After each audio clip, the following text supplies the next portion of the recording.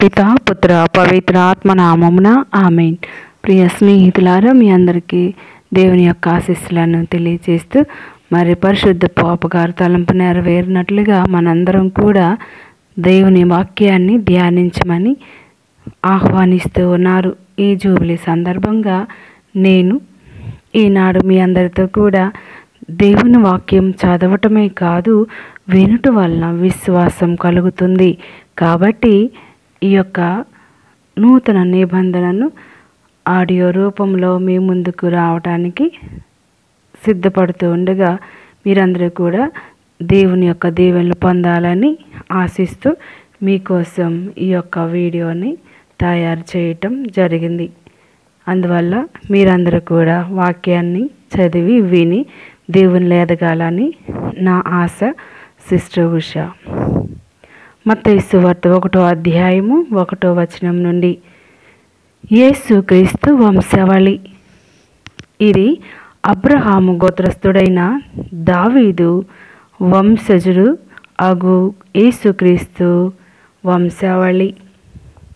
అబ్రహాము ఈసాకు తండ్రి, ఈసాకు యాకోబు తండ్రి, యాకోబు యూదాకు అతని సోదరులకు తండ్రి, యూదా పెరేసుకు జెరాకు తండ్రి, వారి తల్లి తామారు.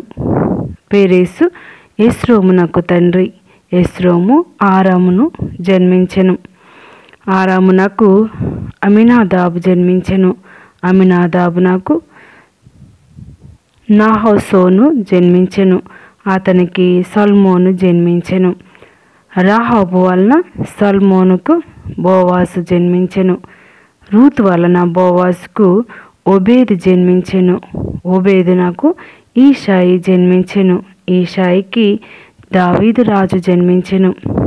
ఊరియా అనువాని భార్య వలన దావీదుకు సొలొమోను జన్మించెను.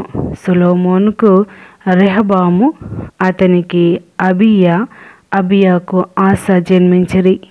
ఆసాకు యోషాఫాతు, యోషాఫాతుకు యోరాము, యోరామునకు ఉజియా జన్మించిరి. ఉజియాకు యోతాము, యోతామునకు ఆహాసు, అతనికి హిజ్కియా జన్మించిరి.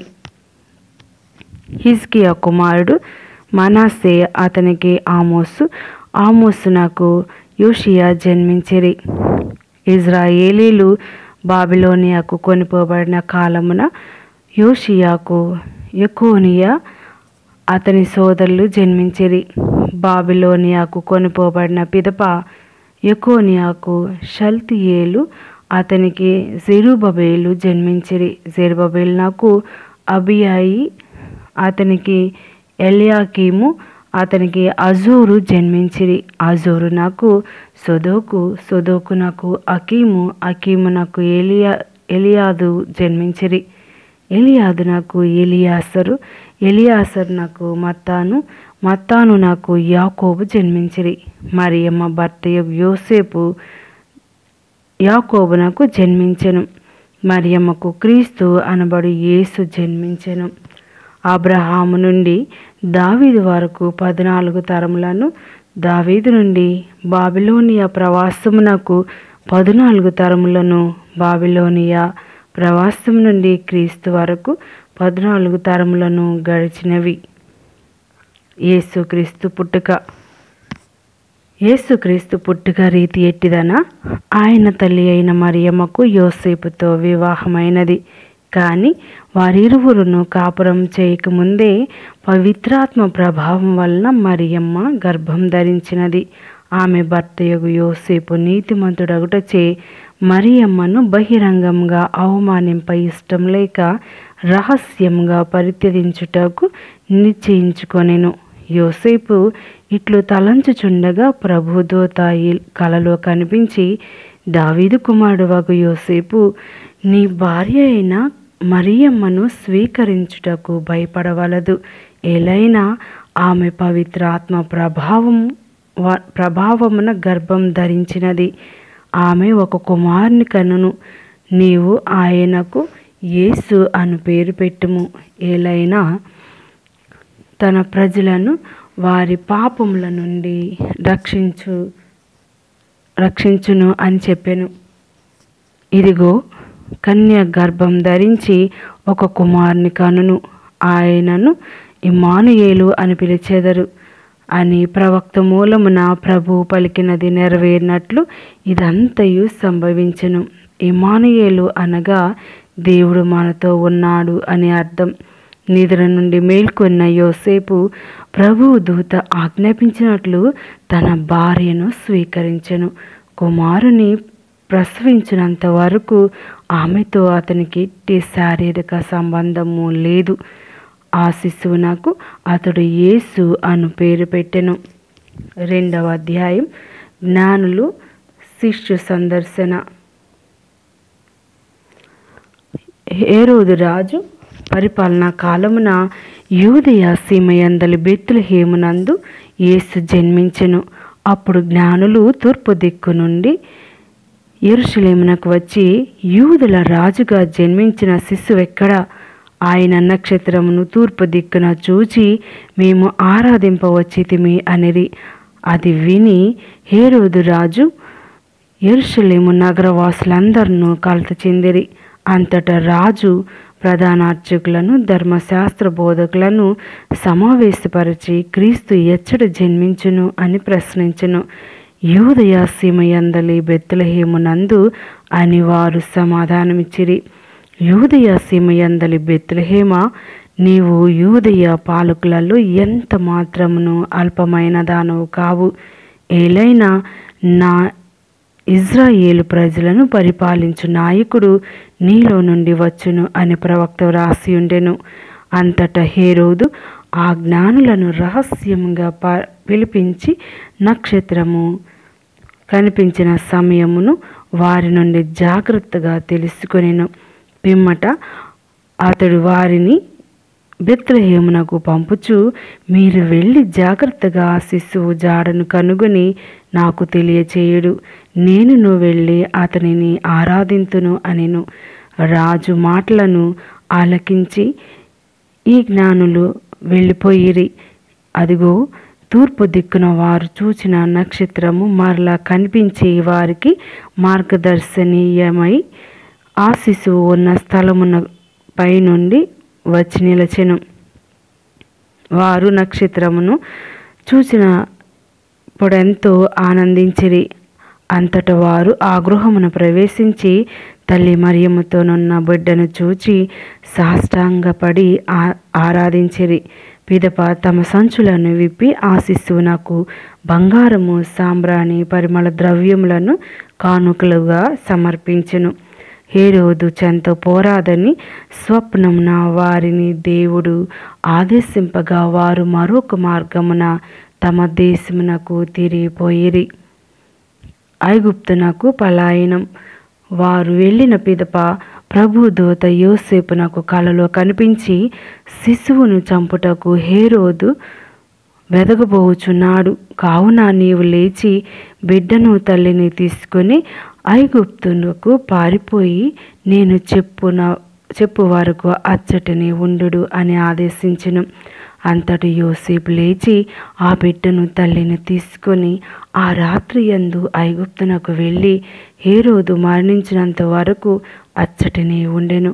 ఐగుప్తు నుండి నా కుమారుని పిలిచి తిని అని ప్రవక్త ద్వారా ప్రభువు పలికిన ప్రవచనము నెరవేరుటకు అట్లు జరిగెను. శిశు హత్య. ఆ జ్ఞానులు తనను మోసగించిరని హేరోదు భావించి మండిపడెను. కనుక జ్ఞానులు తెలిపిన కాలమును బట్టి బెత్లెహేము నగరమునందును ఆ పరిసరములందును ఉన్న 2 ఏండ్ల అంతకంటే తక్కువ ప్రాయం గల మగ శిశువులందరినీ చంపుడని అతడు ఆజ్ఞాపించెను. రామయందు ఒక ఆర్తనాదము విననయ్యెను. అది ఒక మహారోదనము. రాహేలు తన బిడ్డలకై విలపించుచుండెను. వారి అందరి మరణము వల్ల కలిగిన దుఃఖము నుండి ఆమె తేరుకొనదయ్యెను అని యిర్మీయా ప్రవక్త పలికిన వాక్యం నెరవేరెను. నజరేతు నగర నివాసం. హేరోదు రాజు మరణాంతరం ఐగుప్తునందున యోసేపునకు ప్రభుదూత కలలో కనిపించి, లెమ్ము, బిడ్డను తల్లిని తీసుకుని ఇజ్రాయేలు దేశమునకు తిరిగి పొమ్ము. ఎలైనా బిడ్డను చంప వెదికిన వారు మరణించిరి అని తెలిపెను. యోసేపు లేచి ఆ బిడ్డను తల్లిని తీసుకుని ఇజ్రాయేలు దేశమునకు తిరిగిపోయెను. హేరోదు స్థానమున అతని కుమారుడు అర్కెలాయి యూదయ దేశాధిపతి అయ్యనని విని అచ్చటికి వెళ్ళుటకు యోసేపు భయపడెను. కలలో హెచ్చరించబడిన ప్రకారం యోసేపు గలిలయ సీమకు పోయి నజరేతు నగరమున నివాసం ఏర్పరచుకొనెను. అతడు నజరేయుడు అనబడును అను ప్రవక్తల ప్రవచనము నెరవేరినట్లు ఇది జరిగెను. 3వ అధ్యాయము. యోహాను బోధ. ఆ కాలమున స్నాపకుడగు యోహాను యూదయ దేశము ఎడారిలో బోధించుచు, పరలోక రాజ్యం సమీపించినది, మీరు హృదయ పరివర్తనం చెందుడు అని పలికెను.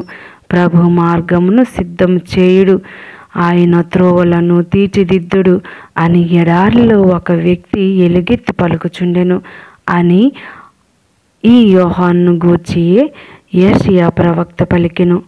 అతడు ఒంటి రోమములతో కంబళి ధరించి నడుమునకు తోలుబట్టిని కట్టి మిడతలను భుజించుచు పుట్ట తేనెను త్రాగుచు జీవించుచుండెను. యెరూషలేము నుండి యూదయ అంతటి నుండి యోర్దాను నది పరిసర దేశముల నుండి ప్రజలు అతనిని దర్శింపవచ్చిరి. వారు తమ తమ పాపములను ఒప్పుకొనుచు యోహాను చే యోర్దాను నదిలో బాప్తిస్మం పొందుచుండిరి. తమ వద్ద బాప్తిస్మం పొందుటకు ఇజ్రాయేలీలు సద్దుకయ్యులు అనేకులు వచ్చుట చూచి యోహాను వారితో, ఓ సర్ప సంతానమా, రానున్న కోపాగ్ని నుండి పారిపోమ్మని మేము హెచ్చరించినది ఎవరు? మీరిక హృదయ పరివర్తనమునకు తగిన పనులు చేయుడు. అబ్రహాము మా తండ్రి అని మీరు గర్వింపకుడు. సర్వేశ్వరుడు ఈ రాళ్ల నుండి సైతము అబ్రహామునకు సంతానమును కలుగజేయగలడు. వృక్షములను వ్రేళ్లతో సహా నరికి వేయుటకు గొడ్డలి సిద్ధముగానున్నది కనుక మంచి పండ్లు నీయని ప్రతి వృక్షము నరకబడి అగ్నిలో పారవేయబడును. హృదయ పరివర్తన నిమిత్తం నేను మేము నీటితో స్నానం చేయుచున్నాను, కానీ నా తరువాత రానున్నవాడు మేము పవిత్ర ఆత్మతోనూ అగ్నితోనూ జ్ఞాన స్నానం చేయించును. ఆయన నాకంటే అధికుడు. నేను ఆయన పాదరక్షకులు మోయుటకైనను యోగ్యుడను కాను. తూర్పారబట్టుటకు ఆయన చేతి యందు చేట సిద్ధంగానున్నది. ఆయన తన గోధుమ ధాన్యములను తూర్పారబట్టి గింజలను గిడ్డంగుల యందు భద్రపరిచి పొట్టును ఆరని అగ్నిలో వేసి కాల్చివేయును అనెను. యోర్దాను నదిలో యేసు బాప్తిస్మం పొందుట. అప్పుడు యేసు గలిలయ సీమ నుండి యోర్దాను తీరమునున్న యోహాను వద్ద బాప్తిస్మం పొందుటకై వచ్చెను. యోహాను యేసును వారించుచు, నేనే నీ చేత బాప్తిస్మం పొందవలసిన వాడను, అట్టివా నా యొద్దకు నీవు వచ్చుటయా అనెను. అందుకు యేసు, ఇప్పుడిట్లే జరగనిమ్ము, దేవుని సంకల్పమును మనము ఈ రీతిగా నెరవేర్చుట మంచిది అని సమాధానమియ్యగా యోహాను అంగీకరించెను. యేసు బాప్తిస్మం పొంది నీటి నుండి వెంటనే వెలుపలకు వచ్చెను. అప్పుడు అదిగో ఆకాశం తెరవబడగా దేవుని ఆత్మ పావురం రూపమున తనపై దిగివచ్చుటను చూచెను. అప్పుడు ఆకాశం నుండి ఒక దివ్యవాణి, ఈయన నా ప్రియమైన కుమారుడు, ఈయనను గూర్చి నేను ఆనందించుచున్నాను అని వినిపించెను. ఇది ప్రభువు వాక్కు. సర్వేశ్వరునికి వందనములు.